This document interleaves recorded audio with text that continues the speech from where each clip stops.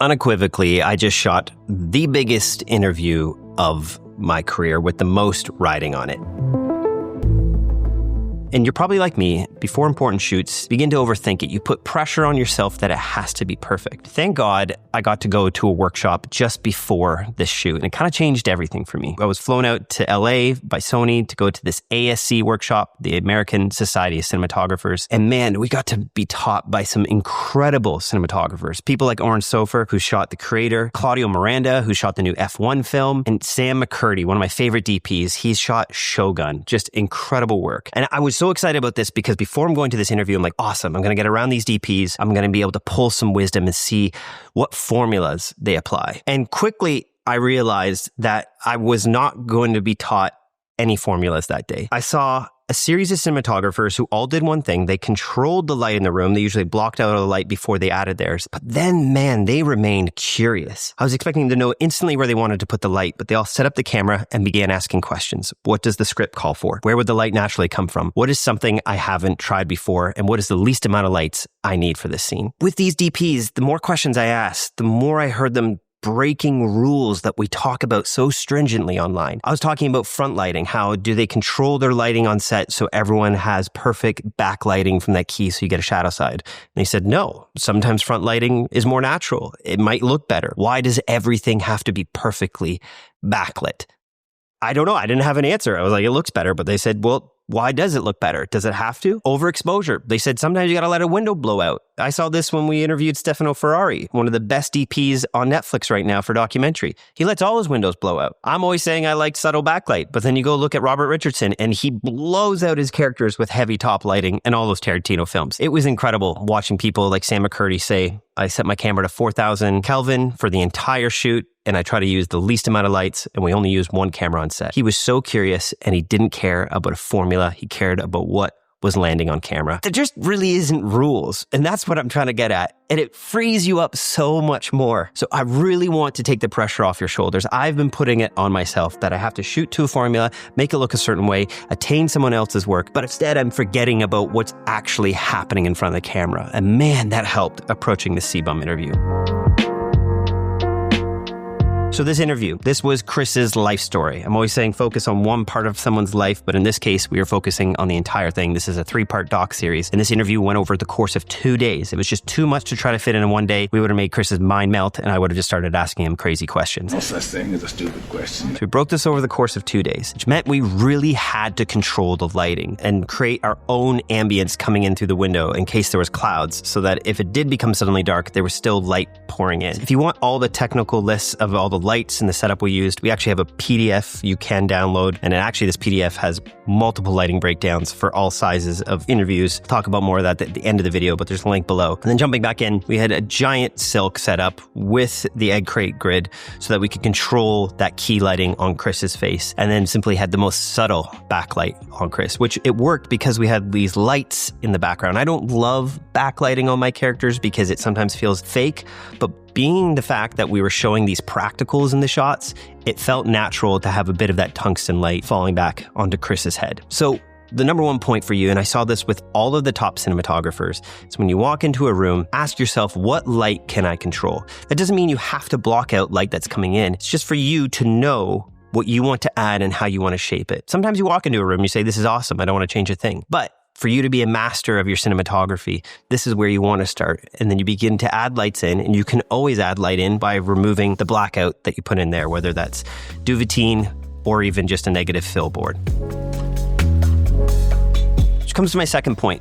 Your key light doesn't have to be the brightest light in the room. Thank God, again, I was talking to those DPs at the workshop. Patrick Cady, who shot Suits, told me he'll keep skin tones as low as 30 IRE, sometimes 40. And hearing a professional cinematographer like that ignore some of these rules helped me embrace the style that our DP Nick Pilecki was doing. I told him I wanted this interview to feel very natural, didn't want it to feel lit. So in turn, our key lighting was quite dark. It wasn't the brightest in the room. And I was kind of panicking because I'm always like, your main character should be the brightest thing in the room. Nick promised me. He kept calming my nerves, saying, trust me, we can do some tweaks in post, but it's going to look the most natural. And I'm so glad we did. If you see these rushes here, these shots that Nick showed me at night after the first day, it looks natural. In turn, our main character, Chris here, is not the brightest thing in the room. In fact, the background is so much brighter. It feels like it's nearly clipping at times, which it wasn't. We made sure to protect those highlights. But that said, it felt real. If you walk around life, rarely will the person you're talking to be the brightest thing in the room. That doesn't mean you have to light it that way. Doesn't mean everything has to look like a perfect Marvel superhero film where you always have backlighting, you always have a Rembrandt triangle, and your character's always the brightest thing in the frame. That doesn't have to happen. That's not real life.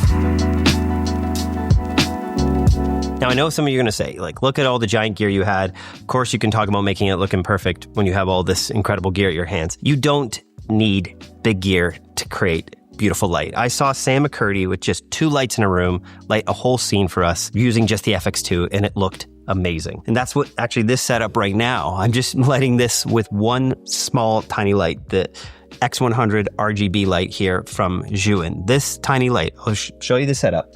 You can get so much with just a little amount of light these days. This tiny little light, I have a second X100 here, just going through a tiny soft box. I always put a light maybe about 1.5 feet to 2 feet from one of these. This is like $75 on Amazon, and then the light's just a couple $100. And you can see I'm able to create this giant, beautiful, soft source. And that's all with this tiny light. You can see just how friggin' tiny it is. Like, this is the size of my hand. I could literally pack like 20 of these in my bags. And now, in fact, I pack 2 of them at minimum. They have a little USB-C battery. Turn this on. Wow. Oh gosh. This right now is at 75%. You can see it's lighting up this entire room.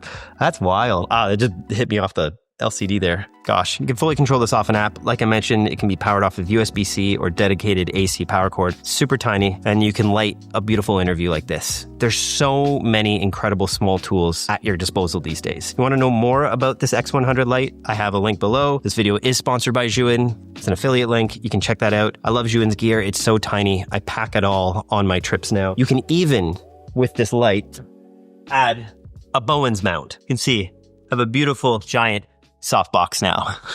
Very cool. Zhiyun, you're innovating some really cool stuff. So jumping back into this interview, there was one piece of gear that changed everything, and it was this. It's not another sponsor. This is called the Cam Link. There's many different companies that do this. It's HDMI to USB-C. Connect this to my computer. Then I'm able to open up a Zoom link and send the feed from one of our cameras to our producer and writer, Ryan Suffren. He was in Chicago. So while I was doing this interview, because we had literally 20 pages of questions, and I didn't want to have to ask every question. And for me, I always want my interviews to feel natural. So I don't want to be looking down at questions that often. I don't want to be breaking it up. That's why we moved a coffee table in close so Chris could put his foot up. It could feel natural for him. So I had Ryan in Chicago listening live to the interview and scratching out the questions or the chunks of questions that Chris was answering. So having Ryan work on this in real time, listening in, he was able to be in a separate room. He could text our other producer, Tad, who was watching right nearby, and we could make sure we are getting everything we needed. I could remain present, focused, and interested in what Chris was saying and not distracted by my questions. So I recommend one of these is a powerful tool. If you can go off HDMI, then you can get your audio and it's all in one. I could put a link down below for one of those, but I've been using that more and more in my interviews so that crew doesn't have to travel. You're saving time and money on this, and you then have someone dedicated in a different room. They can be in their underwear over on the other side of the country, listening, typing. And what Ryan was doing too is he would highlight questions I may not have asked yet or ones that were really important. And so I could glance down and be reminded of that question. And then especially Nick and I, we had spoken ahead of time about what angles we wanted. That's the next point. Prepare maybe 80% of the way. Sometimes I under-prepare and sometimes I over-prepare. I go 100%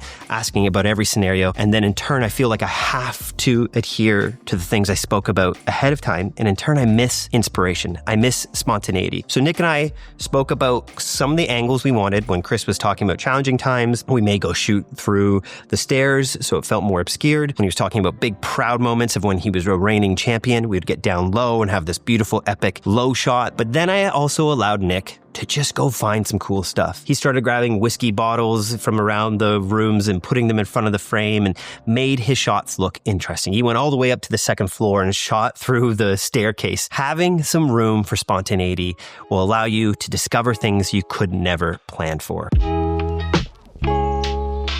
And yes, I will get to the gear in just a moment. My next point, this one has really impacted the way I've been filming this film, and that's handheld is such a big decision. Partway through this film, I began watching our rushes. I really encourage you, watch as much footage as you're shooting it. And what I was seeing was my producer, Tad, would shoot on a monopod when meanwhile I would be handheld. And I started seeing how much more I liked his footage. We're talking about a bodybuilder, someone who counts every calorie, whose life is so stringent. And this footage was very stable and felt aligned with the internal experience that was going on for Chris. Where meanwhile, the shaky handheld camera was just feeling detached from the story. So for us in this interview, I've often had my DPs strapped in with an Alexa on an easy rig and said, hey, find some cool shots. But that didn't feel right. We didn't want to distract Chris. Sometimes just leaving a camera on a tripod, people forget about it. And I find even as a documentary director, putting my camera on a tripod and taking a step away from it allows me to get way more authentic moments. That's where you're able to detach yourself from the actual filming mechanism and you can interact with your character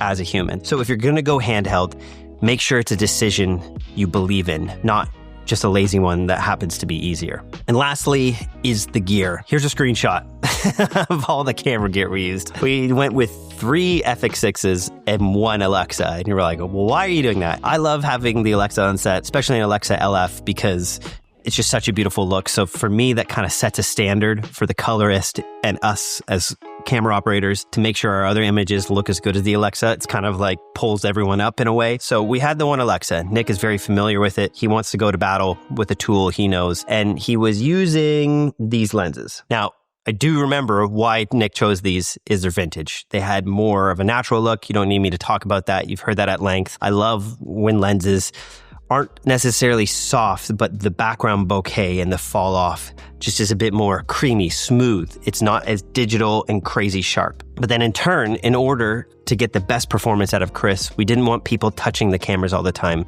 So our other 3 cameras were FX6s with Sigma glass. I love Sigma. It's a bit softer in my opinion than some of the Sony glass.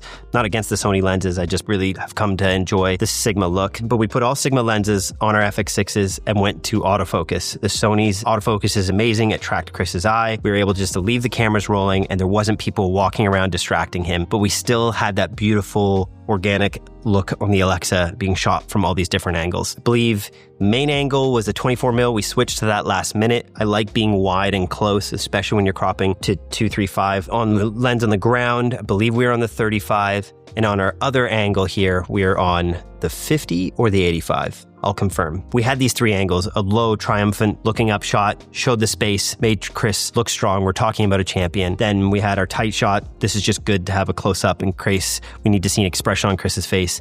And then we had a wide shot, your master shot. Get wide, have fun with it. Show the space, especially if you spent all this money to rent that space. So I hope this video helped. I want you to take the pressure off your shoulders. Please hear me that out. Don't worry about having to make your footage look like someone else's. Go make it look like you shot it, like you were in the space. Take some risks. Control the lighting in the room, but then embrace sometimes what's happening. If something's blowing out, if there's something on the back wall, if a window is really bright, that's okay. That's life. You don't have to have it look perfect. Thank you guys for watching this. Appreciate it if you made it all this way.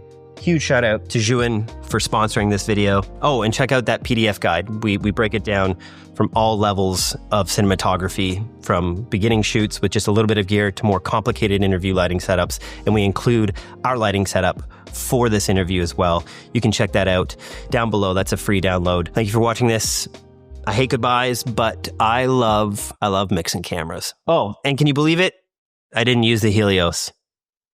That's a big step for me, trying new things.